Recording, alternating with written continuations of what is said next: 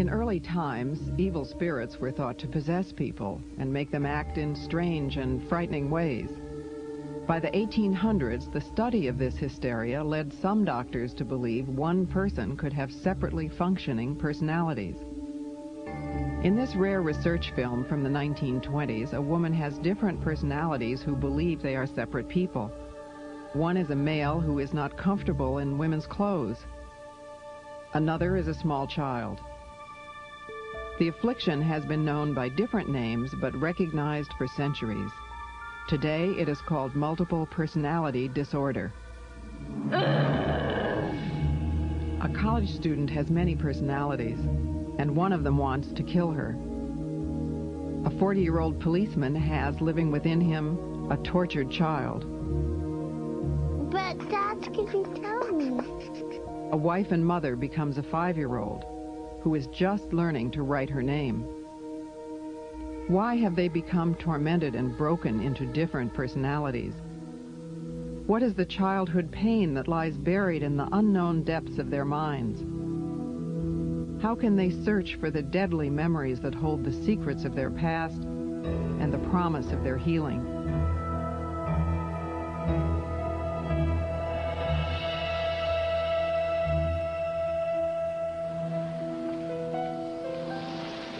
Twice a week, Gretchen walks across town to see her therapist.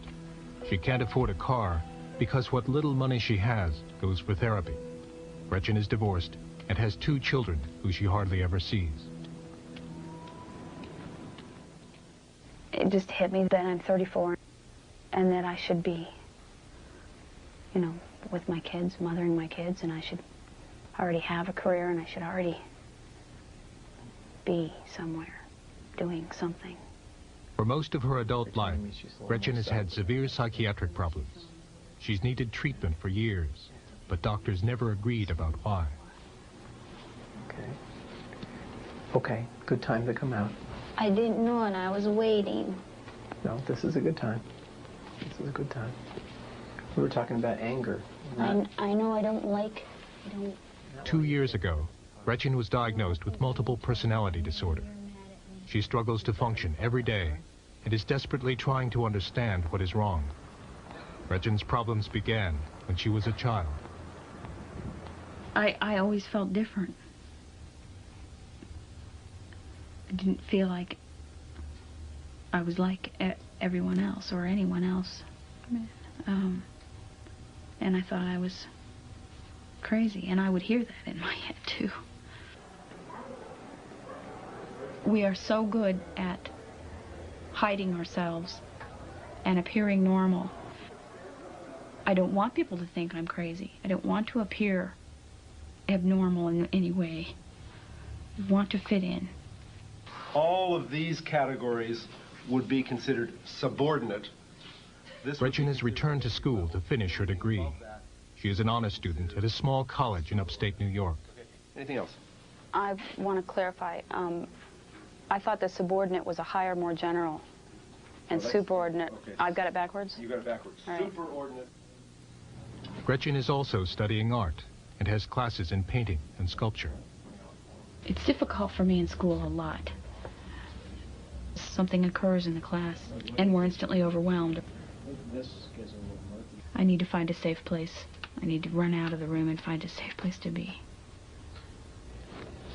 When Gretchen is in distress, she switches to a personality that is emotionally stronger. You know, if Gretchen's having a hard day, I come out and I go to class. I take exams. I study. And a lot of that's easier for me to do than it is for her. I just seem to pick up concepts faster. She gets so nervous and stuff.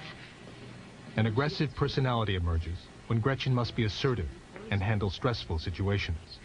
The personality, who goes by the name of myself, is often hostile and critical of Gretchen.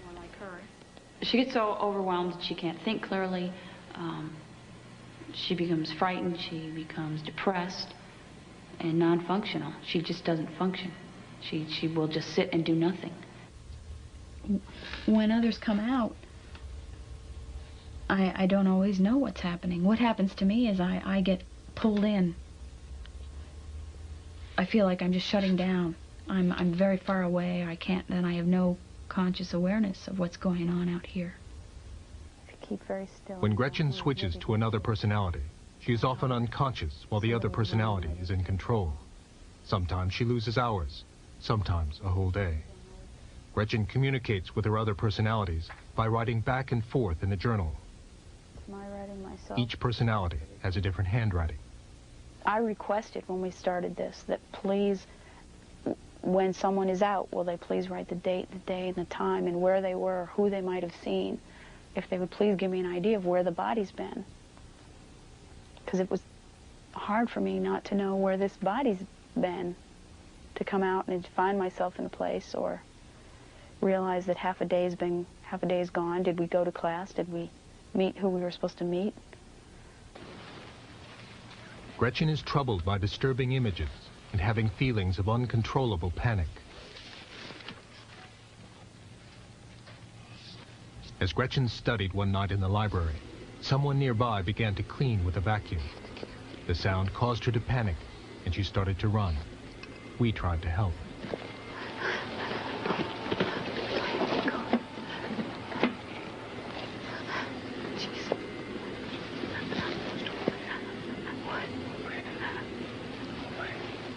Gretchen experiences panic attacks that are triggered by certain sights and sounds. The attacks can happen any place, at any time. What are we going to do? What do you need to do?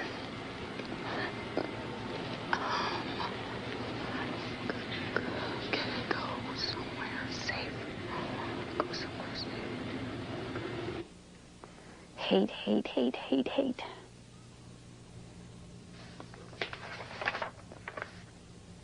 Gretchen is mutilated by a personality that feels she should be hurt and punished.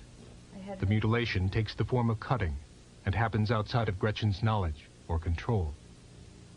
She cut pretty seriously and left it in the book for me. I mean, when I came out, I was a mess. I was covered, and the book was covered with blood.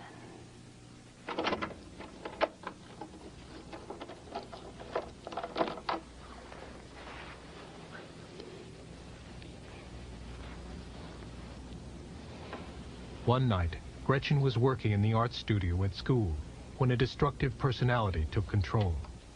She found herself with cuts on her arm and blood on her clothes.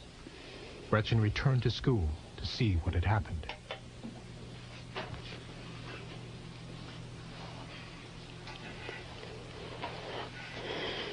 What happened here, Gretchen? Oh, we got cut. Last I remember, it was 10:30 or 11 o'clock at night. And I don't remember anymore. I didn't know that we'd been cut till the next afternoon. I need to clean this up. Okay.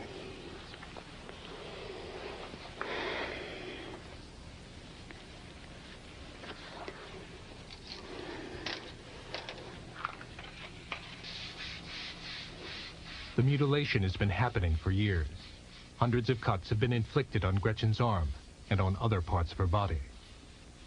But this cutting is more serious than most. Her life is becoming unmanageable and dangerous.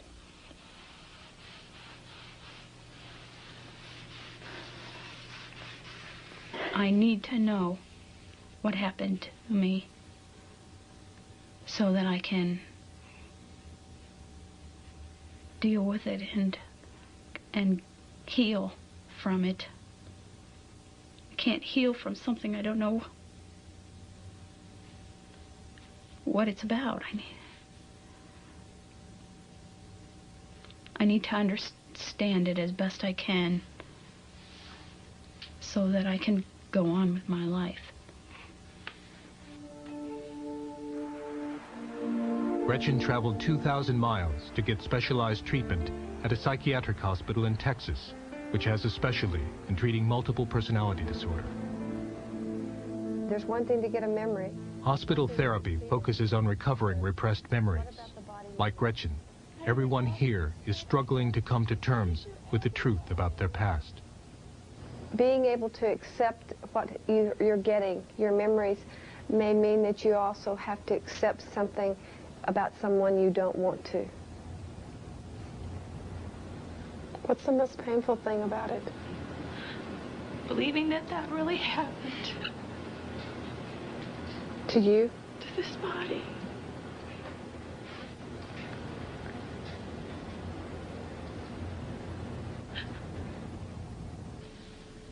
I know I could hear the screaming in my head to run, but there wasn't anywhere to run. I was in a corner, I think. Except that I can see my body as a child, as it was as a... Gretchen explained her increasingly vivid flashbacks to her therapist at the hospital, who was Kevin Hinckley. You've been asking for a long time. Years. You've been asking inside to get memories, to complete memories, to know what's going on in there. And now it's happening.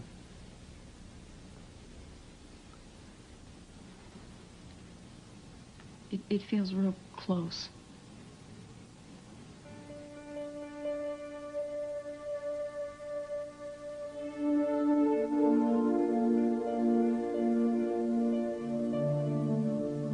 I've come to the point where I pretty much accept that something happened to me and that I was sexually abused. When I try to think that of who it might be, and I seem to I'm getting closer and closer to feeling like I may know who that might be, or it may probably be.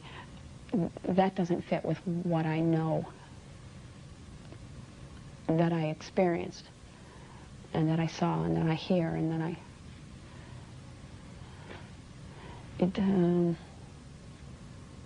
everything fits, but it doesn't fit. I had a wonderful life. I have lots of happy memories. I have lots of wonderful things in my childhood. The legs go up to a white shirt. In therapy, personalities began to emerge who had experienced abuse that Gretchen herself didn't remember. Kevin asked questions to try and piece together what had happened. Is there a beard on the chin? No. No beard? A personality who was a frightened child remembers the approach of someone who hurt her. If I get real small, if I get real small, nobody. The memories can see me became if I get increasingly real vivid small. and were experienced as if the abuse were actually happening. Past and present were indistinguishable. We're still in Texas. It's 1992. You're safe. But I know this is a real scary memory. What are you seeing?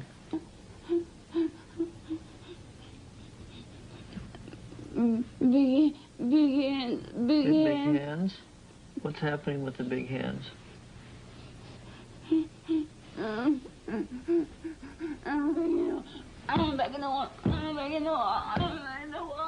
When the experience was too much to bear, the child personality tried to escape into the wall. Big hands. Big hands. When alter personalities have memories and relive abuse, Gretchen herself gets closer to remembering what happened to her.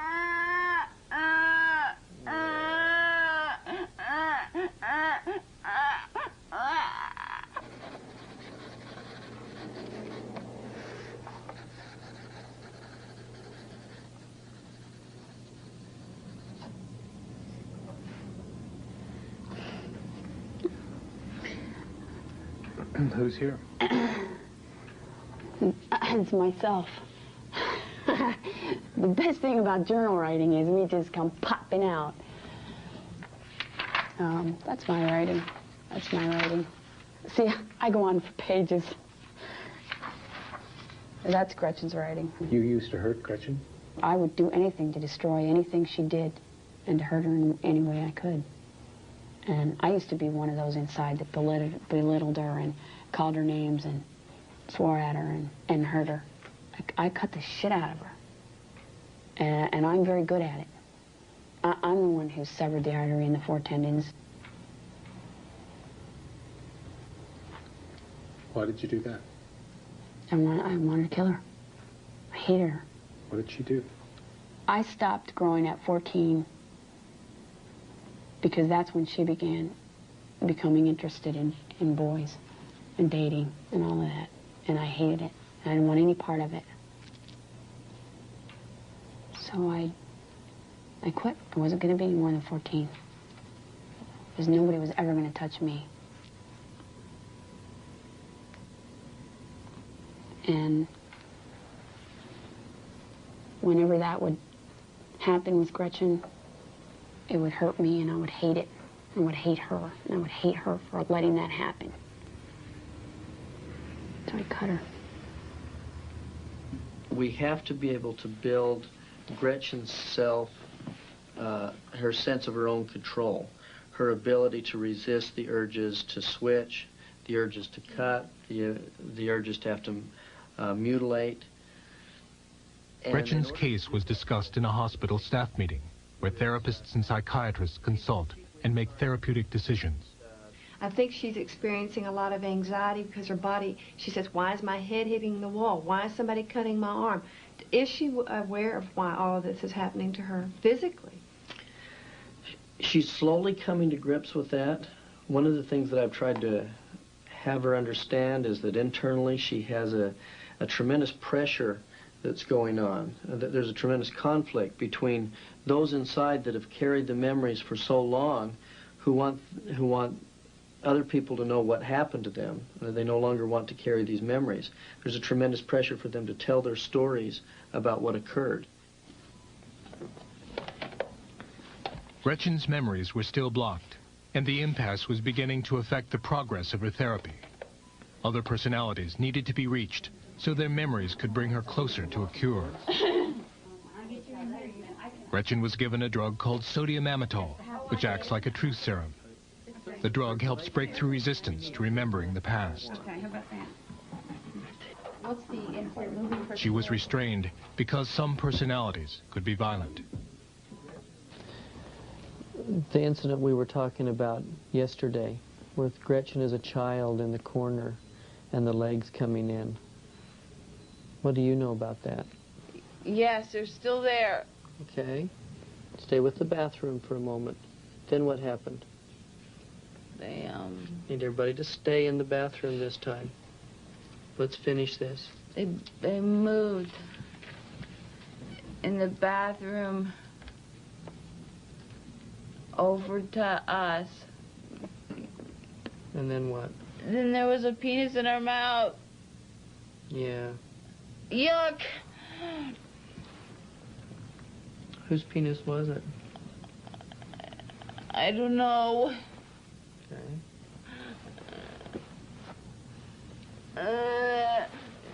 Yeah, what do you see? My jaw hurts, my mouth hurts, I can't breathe, I can't breathe, I can't breathe. Memories began to surface about oral and vaginal abuse that had occurred in a bathroom.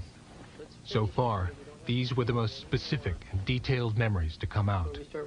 But then, another personality named Enigma appeared. A dangerous personality at the core of Gretchen's self-destruction.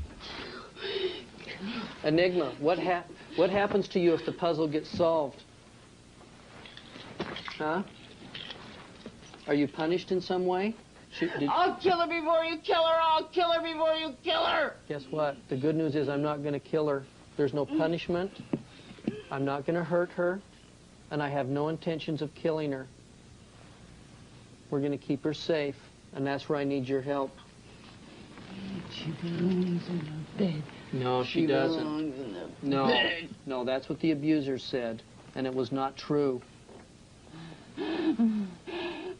Enigma's job is to kill the body should these memories come out.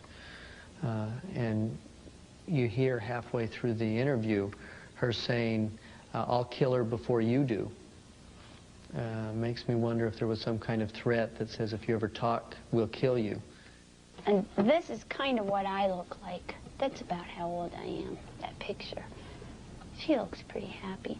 And Gretchen was exhausted after therapy, so an untroubled child personality emerged. It's the picture I cut out. How old are you? I'm 8.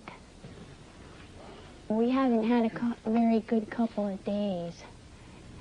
Everything's been, everyone's been up in arms. Yeah, what's been going on inside? Well, I don't know all of the details, but there's been a lot of people that are upset and hurting inside, and hurting stomachs and hurting throats, and the worst part is hurting hearts. Sometimes our hearts, we have hurting hearts. But I try to just help out. Plus, I get to have some fun myself. If I'm out, I get to do something. I don't always have to work.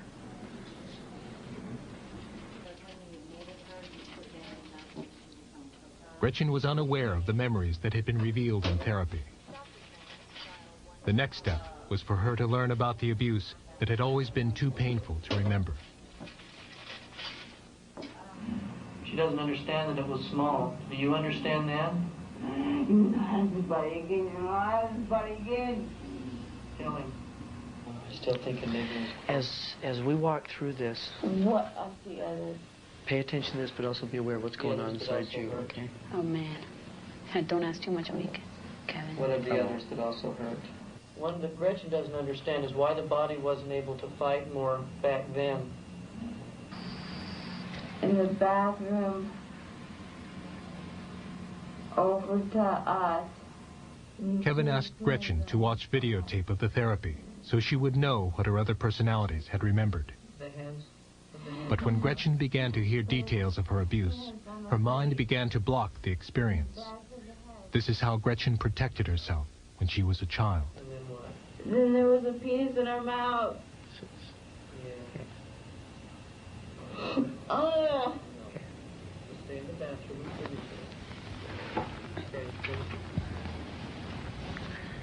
Okay, stay connected here. What are you feeling right now? You're hurting me! I know. Get off my feet! Get off my feet! Minutes later, confronted with the abuse, the violent personality of Enigma emerged in a rage. Do not touch his face! Do not touch his face!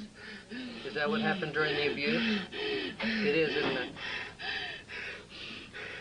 Go ahead, kill this body, Go ahead, kill this body. We shall always remain! We shall always remain! Enigma! We shall always be Enigma! We shall always be! We shall always be! You're not evil. And you're not a demon. You're not a demon. I don't know what you were taught, but it's not true. Somebody out there to get the door? I had an idea that this might happen. This is a real common reaction when things have been so far repressed down inside and then they see it on videotape for the first time or hear it for the first time. Suddenly it becomes very real and they know that things happen. It makes it, the denial melts away and they're faced with the reality of the trauma and the pain. And it can be a real shock. In an outpatient setting, this may take place over weeks and months. In a hospital setting, we have the ability to present it to them right away, where the shock is greater, but they get over it more quickly, and then understand what happened to them. What was going on at the time that you disappeared? What was the last thing you remember? I was getting some threats and getting... Later in the day, Gretchen had recovered. Kevin spoke with her and reassured her that she would prevail and succeed in her recovery. I hear you. And part of what we're going to hope to get to is where you get to find out that you don't have to leave and you may be stronger by staying. Because you are more powerful than you think you are. That'd be safe?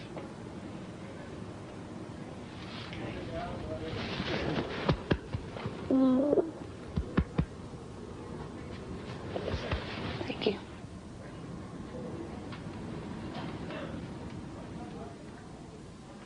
I'm fighting for my life. I'm fighting for the survival of this body, and more than just the survival of this body. I don't want to just survive. I have been just surviving for a long time. This is no way to live. I would like to begin living and feeling and not just existing.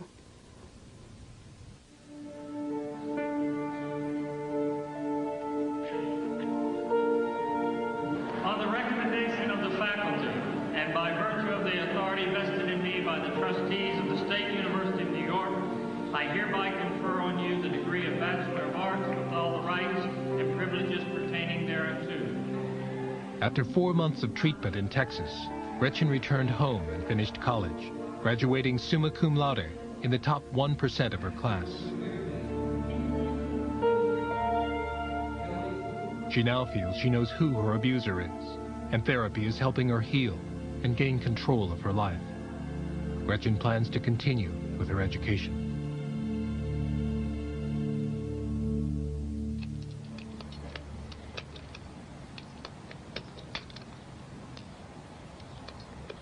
Who does the shooting? I do. Scout does. Doc does.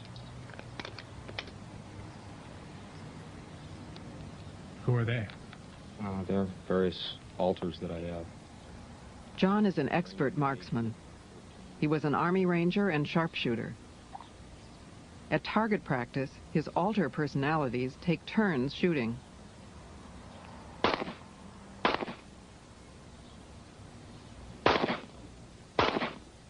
John's personalities have different styles of firing a gun. Scout shoots from one knee. What is your function in the system? My function? Yeah. I act as the observer, the scout. How do you help John? Excuse me? How do you work with John? How do you help John? I give him the information he needs from time to time. The information that he's overlooked or has not noticed. 10-4-0005. John shares his job as a police officer with several personalities who have different abilities. He switches when different police skills are needed and is always aware of what his other personalities are doing. When you're out here driving around at night, who does what? Yeah, it just sort of depends on the situation. Normally, I'm out quite a bit of the time.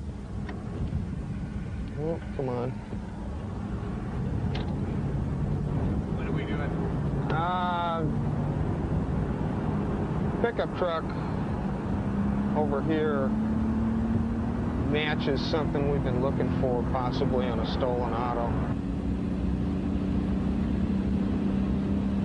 As John began pursuit, he switched to a personality who is good at driving in high-speed chases. Yeah, he's weaving for the man, too.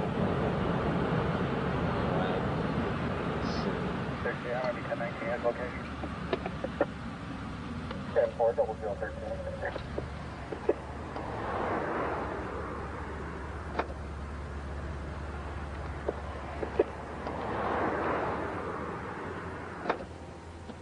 When the stop was made, there was another switch, and John returned to confront the driver of the truck.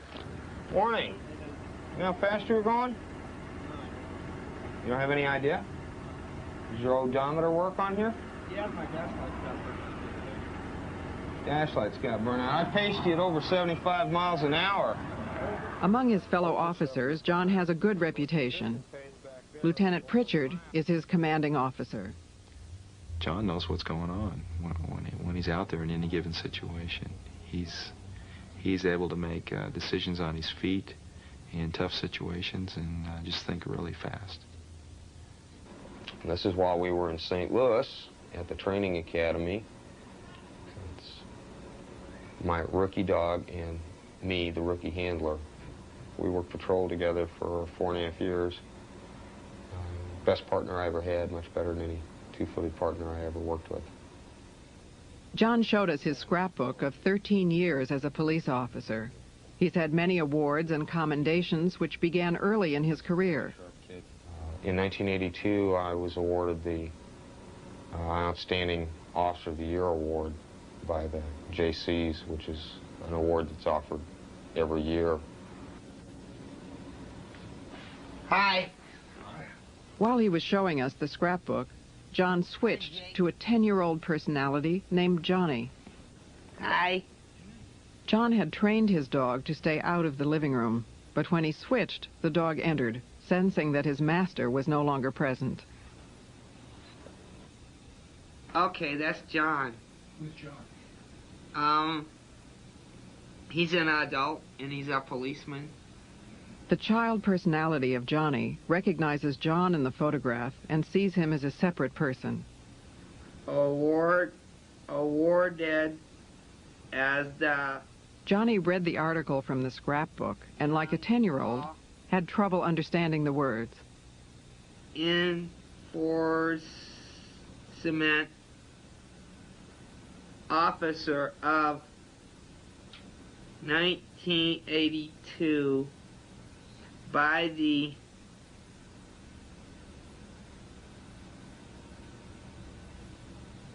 I don't know,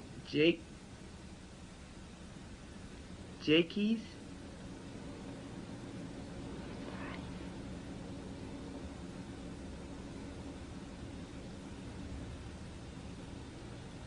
When John switched back, the dog recognized him and left the room as he had been trained.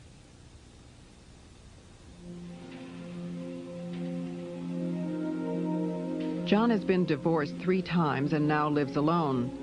He's had problems with depression and unexplainable mood swings, especially controlling his temper.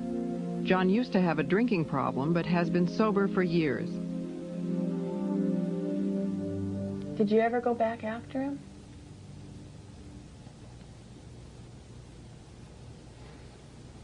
Was that okay or not? I tried. Yeah. John's therapist is Julie Clark, who has been treating him since his diagnosis. Push face first, okay? Several years ago, John began having flashbacks of being abused as a child. He began therapy, and soon after, different personalities began to appear. John was hospitalized with a diagnosis of post-traumatic stress and multiple personality disorder. Since then, personalities with memories of abuse have come forward, like Edward, who remembers being shoved down a staircase. How many years older was he? 10. It's a lot of years. Not anymore. Not anymore, huh? No. The abuse his alter personalities remember was never known by John himself. He has only vague memories of growing up. My memories of childhood are real limited. It's more like a framework. And I can tell you where I went to school. And maybe a little bit about some of the later grades. Along about 7th and 8th grade, I can fill in some blanks. What John can remember is a stable home and being well provided for. He also remembers the voices that have always existed inside his mind. I've always been aware that there were voices, okay, that I spoke with and that spoke to me. But I thought that was subconscious or thoughts or however you want to put it, I'm not real sure. It seemed natural, seemed normal. The voices John heard were those of his 20 personalities. Many of them are frightened children who appear only in therapy. 5-year-old Hans was tortured with electricity. Mm-hmm. How did he hurt you, Hans? Electricity. Electricity? Yeah. Do you remember how he did that? It's okay to say the words here. With the box. With the box? Uh-huh. Electrical box? Or another kind of box? What do you do with the box?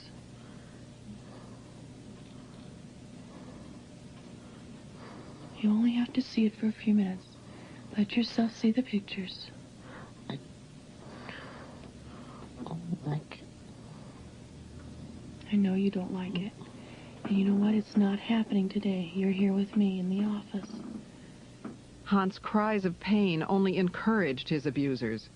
Then John would switch to an emotionless personality named Eugene, who did not feel the pain. How was the electricity applied? To the body. How and where? It was applied by a hand-cranked type generator with wires attached to various locations depending upon what was being used at the time. In general, to the hands and feet, at times to the stomach, at times to the genital area. John was also sexually abused by both male and female perpetrators, including a priest. He created a personality whose job it was to have sex. What else did he have you do?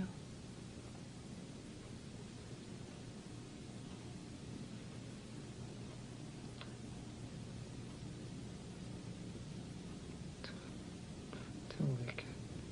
To lick it?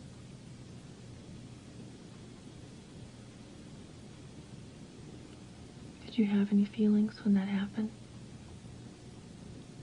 I didn't like it. Okay. It smelled bad. I didn't like that. Okay. And you don't have to do that again either.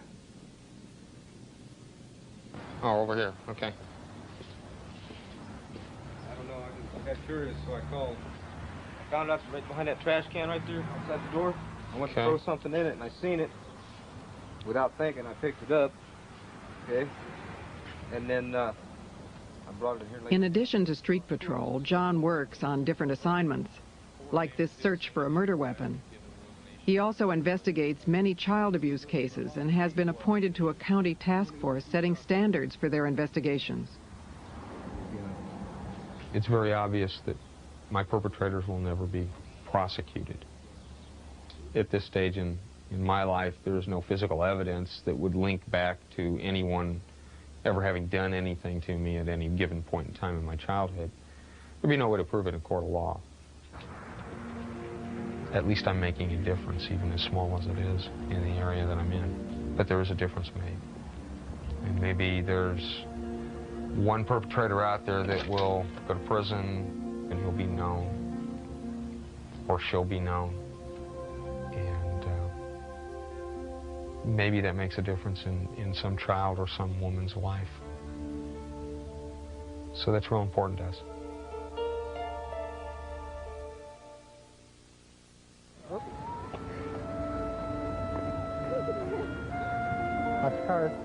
On a Saturday morning in a large northwestern city, Barb and her family are shopping for groceries. Barb and Pat have been married for 9 years and have 3 daughters. Today they're with Hannah, who is 9, and Lori, who is 6. This isn't what you want, huh? Pat is off work on weekends from his warehouse job, and Barb manages their household. I know you like candy, but that's not what we're buying today. Okay, well, you guys get to pick 2 cereals, so you each get to pick one. Stop. Let them up.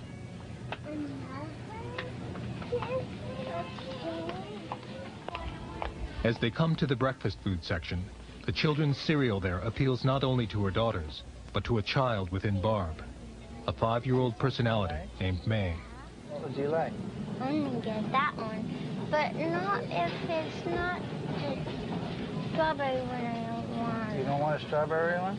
No, I don't want one if it's not. Oh, it's got to be strawberry, huh? Well, let's find out.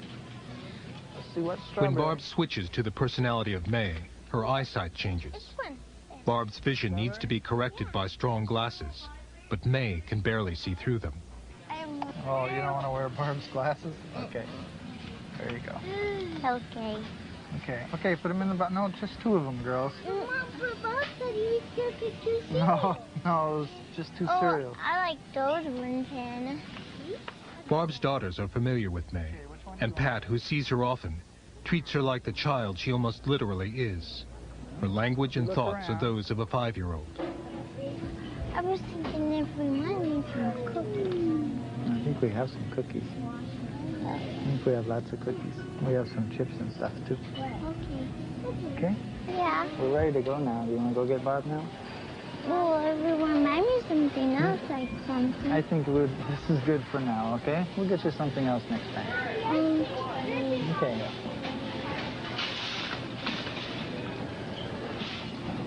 Here you go. Shouldn't want to wear them. When Pat and Barb were married, Barb had been in therapy for severe depression, but no one suspected that she had other personalities. Well, we were in bed one night, and she woke me up because she wasn't sleeping. She was sitting in bed, and I sat up, and she asked me who I was. I said, I'm Pat, I'm your husband. And she said, I don't have a husband, I'm only 9 years old. What are you doing in my bed?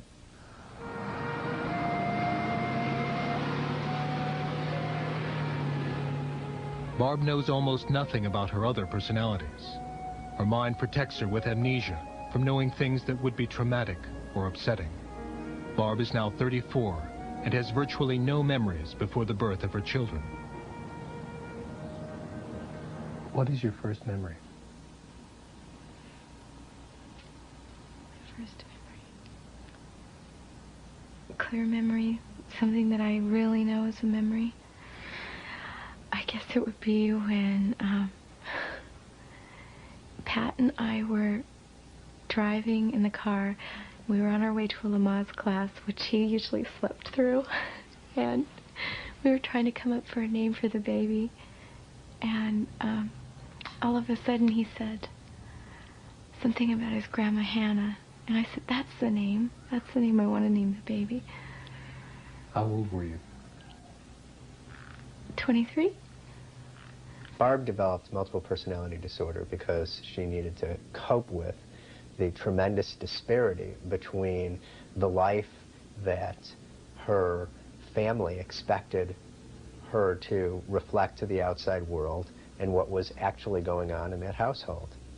Barb's therapist is Stephen Feldman, who is an acknowledged expert in the treatment of multiple personality disorder. Her father was a prominent, successful dentist. He was a professor at the university. He had a flourishing private practice. Her mother was a professional, and for all intents and purposes, they were the model family.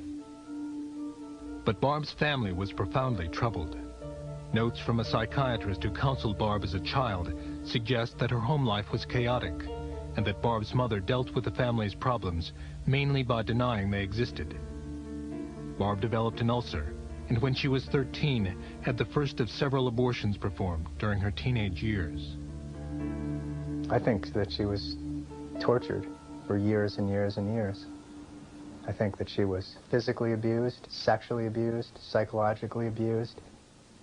Her father was a very sadistic and horrible person.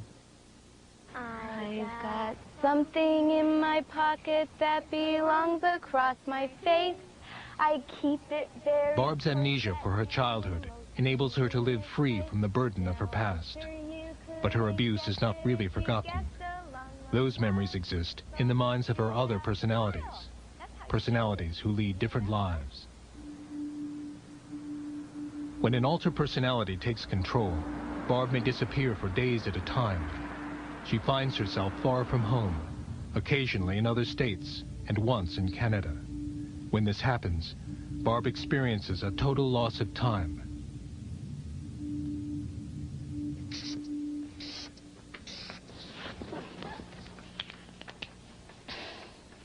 You want some people on it? I'm gonna do something funny. No, I can do it. Wait, I'm not done. Barb's personalities are different ages. Her daughter's games cause Barb to switch to a child personality, who emerges because she is most suited for play. What's on there? Oh. Switching often happens in response to changes in Barb's environment. What's that? Lori's used to her mother's other personalities, but the switches are not so easy for her husband, Pat. Make it have a foot shape on it. Don't do that, May. It's not good to have that in your mouth. Go away. I'm going to go away. Okay. Purple toe. It's hard because here I am still wanting to act toward her like her husband, you know, and I get pushed away, and, you know, that gets real confusing and real hard to do sometimes. You know, I gotta sit back and realize, well, this isn't my wife. I can't do this. I can't just come up behind her and hug her, because there are some alters that don't want to be hugged, you know, don't want to be touched. Oh my gosh, never mind. A-N-K-H. Often, Pat must care for their 3 daughters and manage the house alone. The children have learned to accept their mother's absences, the times when Barb has switched to another personality. You haven't touched your burger yet, Lori. Mm-hmm. Have you? Lori, what'd you do? Some of Barb's personalities don't relate to the family. One of them is a teenage girl named DJ. DJ is different than Barb in her posture, voice, and language, and also smokes, a habit Barb dislikes. DJ also has different thoughts and feelings. How do you feel about Barb's children, in terms of whether they're your children or not your children? They're not. I mean, I care about them and stuff. But they're not my kids. They're Barb's.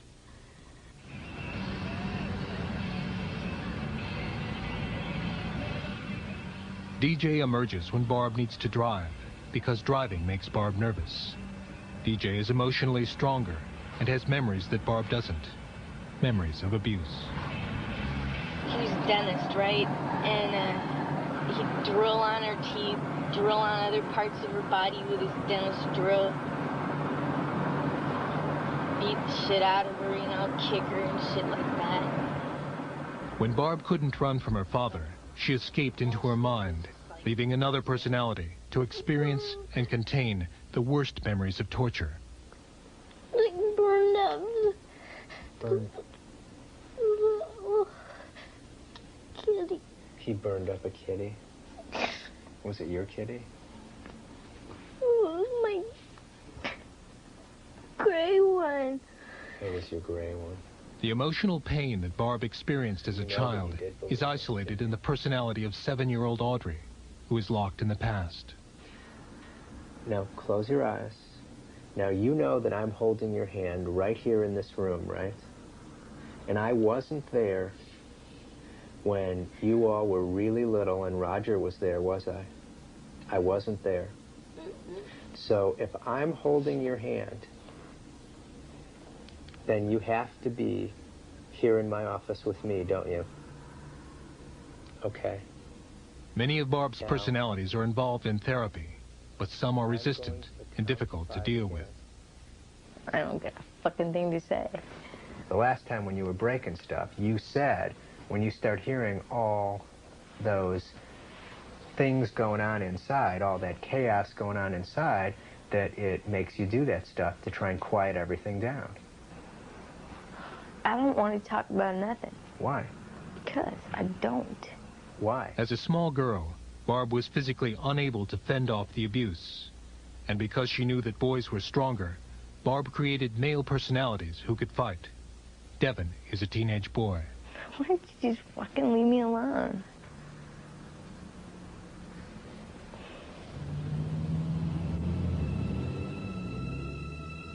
Barb's father was not her only abuser. He frequented the local bars where he made friends that shared his interests.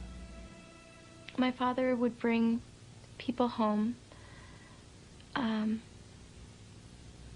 that were also, you know, open-minded and interested in having sex with a young girl. I think there were a lot of men that were.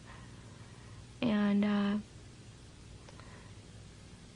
he would have me have sex with them. Sometimes he would ask me to tell them that I was a virgin. That seemed to heighten their interest. And he would get paid. Let's see. This is more her style of a tank top. Okay. Okay, is mine. Barb created a personality which made it easier to tolerate her abuse. A personality with different feelings about her body. And what's your name? Carrie. When Carrie is out, there can be serious problems. She feels no responsibility to the family and has caused difficulties for years. Very different. There's always been money missing. You know, and it's always a couple $100 at a time, or I had $600 disappear once. And, I mean, the only thing, it was obvious to me that she spent it, but at the time we didn't know she was a multiple, and she had no explanation. I mean, I had to believe her when she said she didn't know, because it was just too obvious from talking to her that she really didn't know what was going on. Apparently the police have already called Barb and told her that they had gotten reports from like 17 different businesses on return checks and were concerned. I still don't know what's going on with that. I haven't talked to anyone myself about it. All right.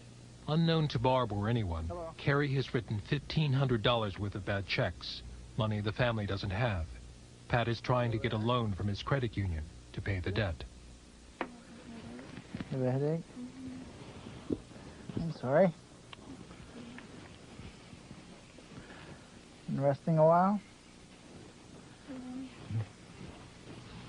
We got another thing from our credit place. From a collection agency? Yeah. What check was it for? I don't know, I didn't look. I know you had an appointment today, didn't you? Little muffin. Hey, sweetie. How are you? Fine. And there's another little muffin. Hey, cutie. Where's my kisses? Where's my kisses? How was school today? Come on, you. Good. Math too? I have 3 girls that love math. That evening, we checked back with the family. Pat got the loan and was able to make good on the bad checks. And in another room, Barb had switched to Carrie again, so we were able to talk with her about what had happened. What happened to the money? I spent it. What did you spend the money on? I bought clothes and perfume and jewelry, and I just had a good time, whatever I wanted. Ate wherever I wanted to eat. Yeah. Yeah. Why? How would you feel if you were in my position? I don't know. Tell me one more time what your position is. I'm stuck here. I don't have a life. I feel used. I feel very used. I'm only allowed out when it's not something anyone else wants to handle.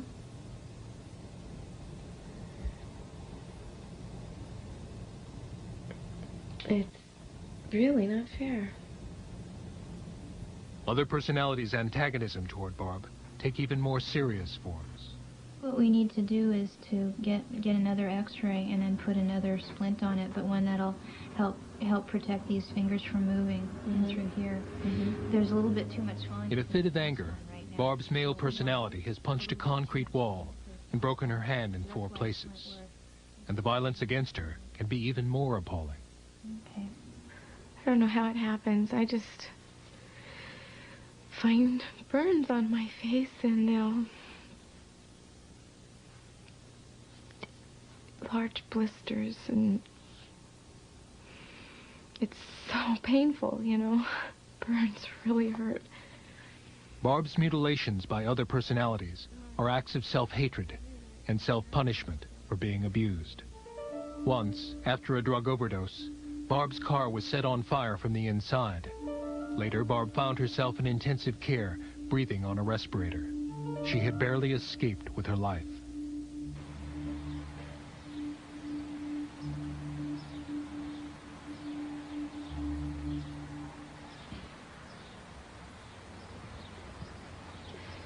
We were with Barb and her family when a dangerous time had come again. Alter personalities were threatening to kill her, So Barb decided to seek protection in a psychiatric hospital. You just move over. You can sit down. You can sit here.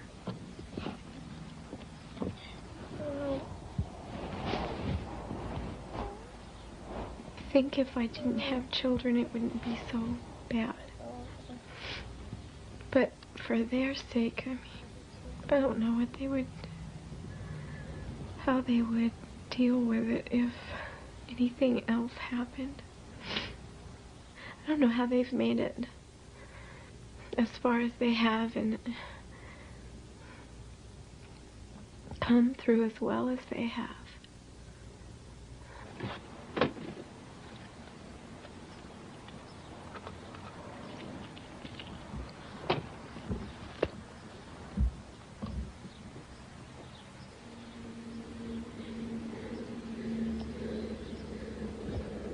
Barb's father is dead, but he has left a legacy of never-ending pain. His abuse has affected all their lives. Made me real angry at him and at her mom. But like I say, that's past. He's gone. You know, we got to let all that go and just work with what's left. He destroyed her. We got to put her back together. It's terrible. Terrible thing he did. I just wish he was here to, you know, to pay up.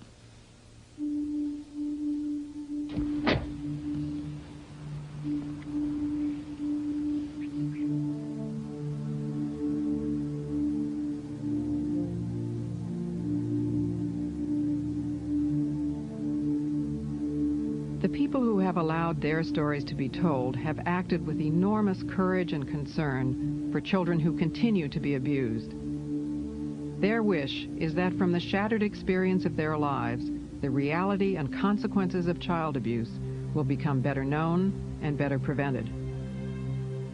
Multiple personality disorder shows the extraordinary capacity of the mind to invent ways of bearing the unbearable. And these people also show us that when allowed to give up its secrets, the human mind can heal itself.